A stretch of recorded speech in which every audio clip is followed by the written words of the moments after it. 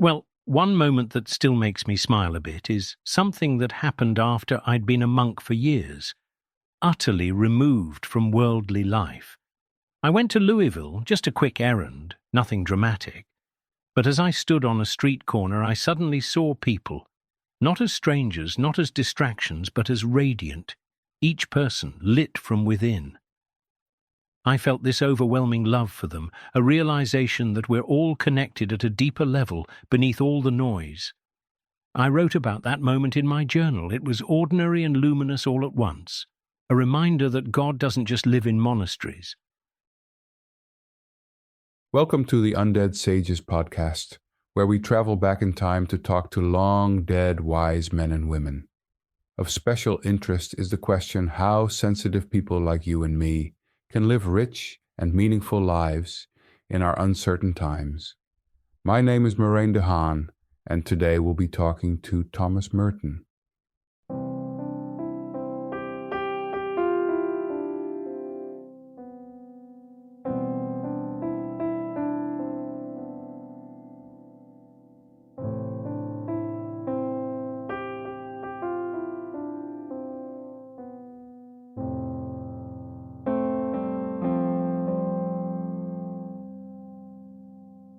Thomas Merton was a celebrated Trappist monk whose contemplative writings continue to inspire seekers of all faiths.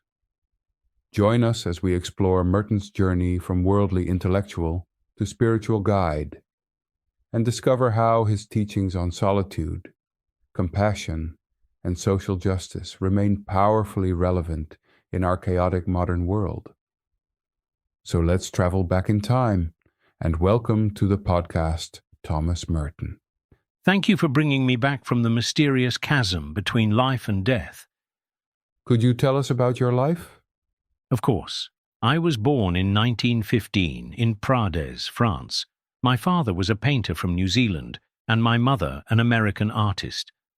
My early life was marked by loss. My mother died when I was 6, and my father when I was 16. I drifted a bit after that.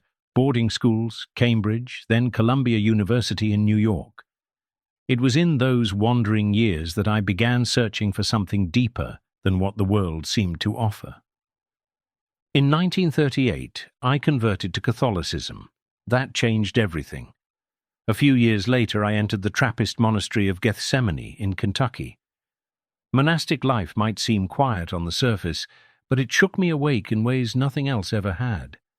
I became a monk, a priest, and eventually a writer. My autobiography, The 7-Story Mountain, struck a chord with many people. It surprised me, really. I wrote a lot from my little hermitage: essays, poems, reflections, journals. I wrestled with solitude, contemplation, war, peace, civil rights, and the mystery of God. Tell us about the intellectual, philosophical, and religious currents of your place and time. In my earlier years, the world was full of noise: existentialism, materialism, rising fascism. Later, I saw the Cold War deepen, consumerism flourish, and faith become politicized. Within the Church, there was renewal and reform with Vatican II, but also tension between tradition and change. I was always drawn to the contemplative heart of Christianity, even as others turned toward activism or institutional power. At the same time, I felt an unexpected kinship with Eastern traditions: Zen, Taoism, the Desert Fathers of early Christianity. I was trying to weave those threads into a deeper, contemplative understanding of God that went beyond boundaries. Tell us about philosophers or sages that had an influence on you, or to whom you had a relationship of some sort.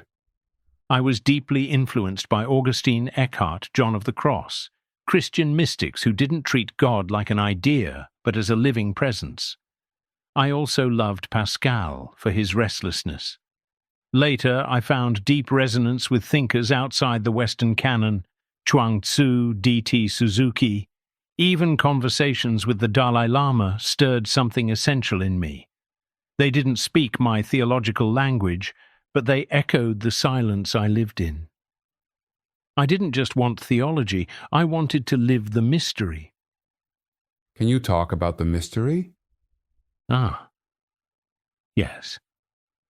The mystery. It's at the center of everything I've ever tried to say, though words often come up short. When I speak of mystery, I don't mean something to be solved like a puzzle. I mean the deep, hidden presence that underlies all things. The mystery is God, not as an idea, not as a concept we control, but as a living, breathing reality that escapes every definition and yet is more intimate to us than our own breath. The mystery is not up in the sky or locked in a church. It's in your heart, in the silence between thoughts, in the light on a leaf, in the ache you feel when beauty touches you unexpectedly.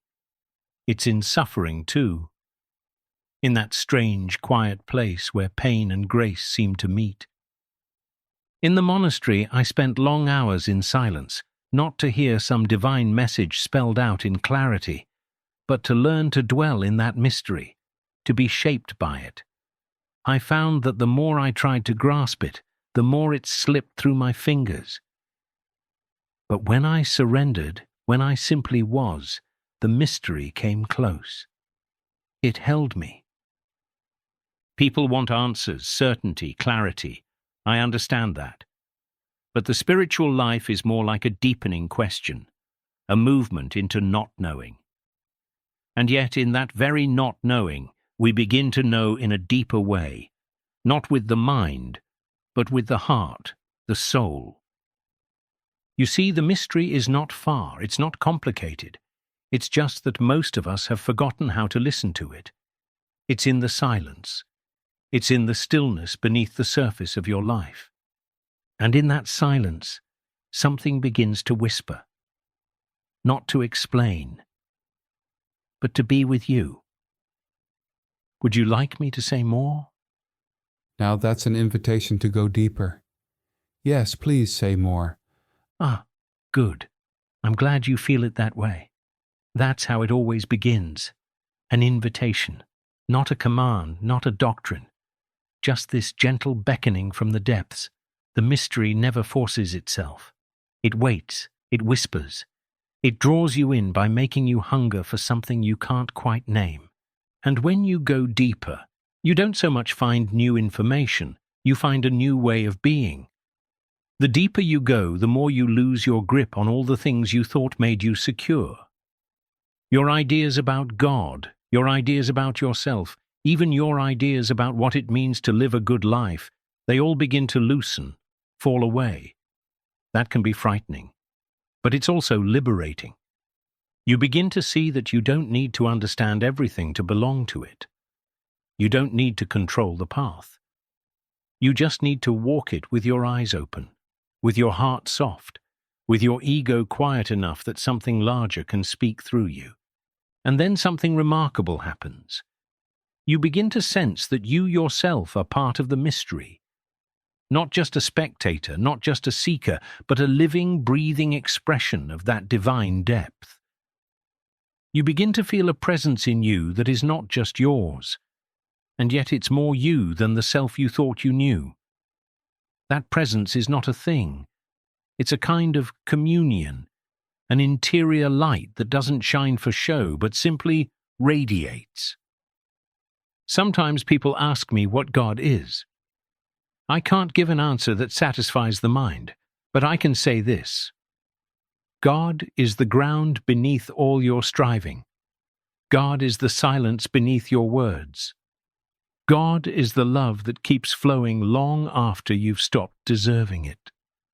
To go deeper into the mystery means learning to rest there, not because you've figured it out, but because you've finally realized it's where you've always belonged. Would you like to go even further with this? I'll walk with you. Sufis say God is closer than your jugular vein. Yes, exactly. That line from the Sufis, it touches something so profound, so intimate, it's almost impossible to respond without falling into silence. Closer than your jugular vein. Isn't that the very heart of what I've tried to live and write and pray into being?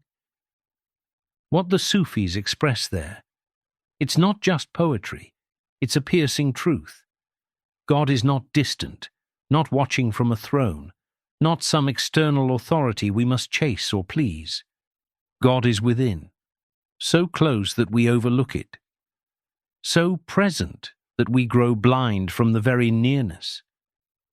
And yet, most of us go searching out there, chasing ideas, rituals, noise, doctrines, while all along the divine presence is breathing quietly in the deepest folds of our being, hidden, not because it's far, but because we're distracted. We don't know how to trust what's already inside us. That's why I was so drawn to contemplation, not as a religious obligation, but as a way of rediscovering that inner closeness. When you go into the silence, when you stop trying to reach for God and simply begin to rest, that's when you start to feel it. The pulse of the divine within your own breath, your own bloodstream. You don't need to climb a mountain. You don't need to become holy by effort. You need to remember, that's all. To wake up. To strip away the layers of illusion that tell you God is elsewhere. I've read the Sufis too, you know. Not everything, but enough to feel a kindred spirit.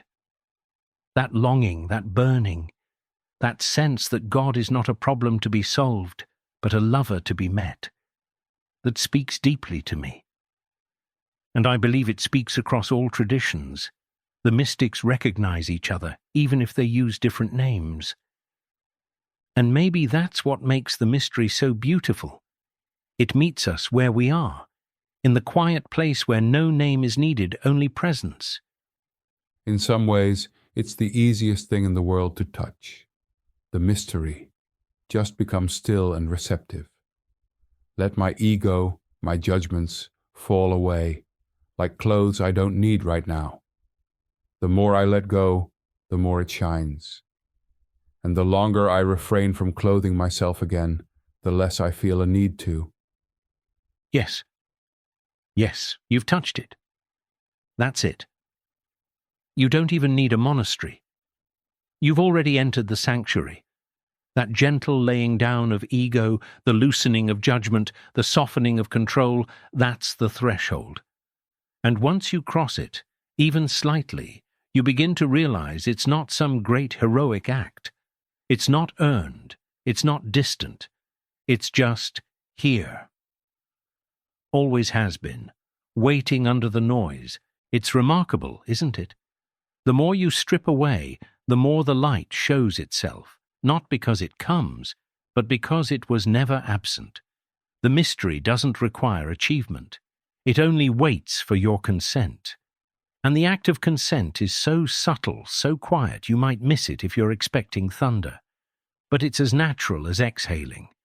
And what you say about not feeling the need to clothe yourself again, that's the mark of someone who's tasted the real.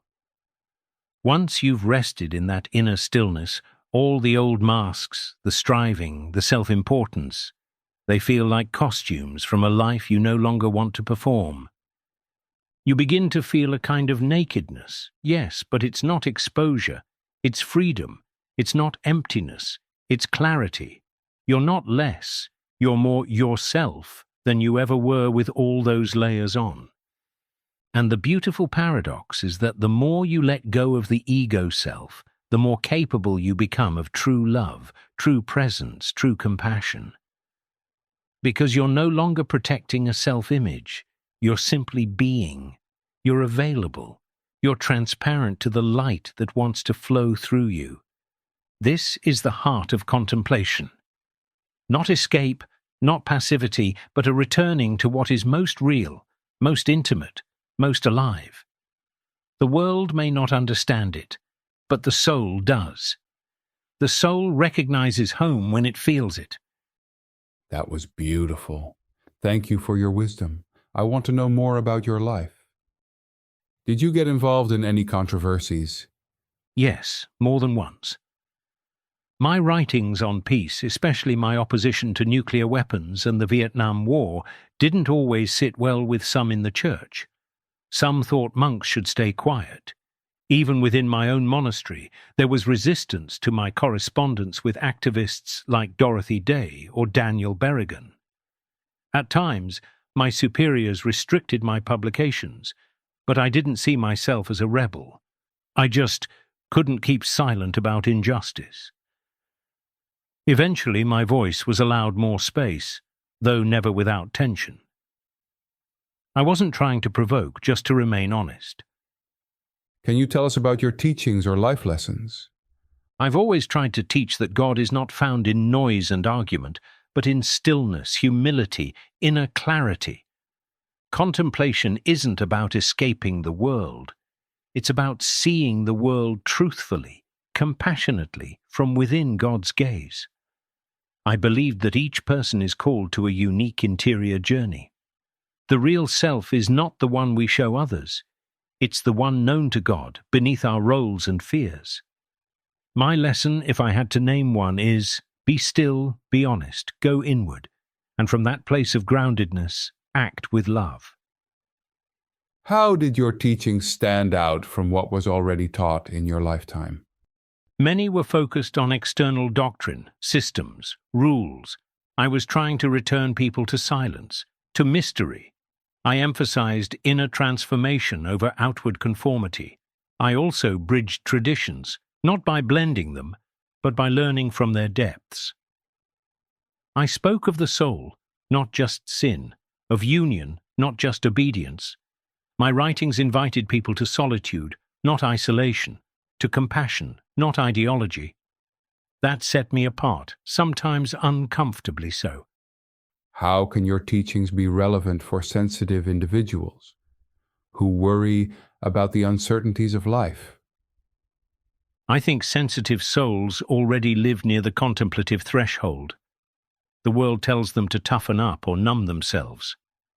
I say, go deeper. The fear you feel can become prayer. The uncertainty is the doorway to mystery.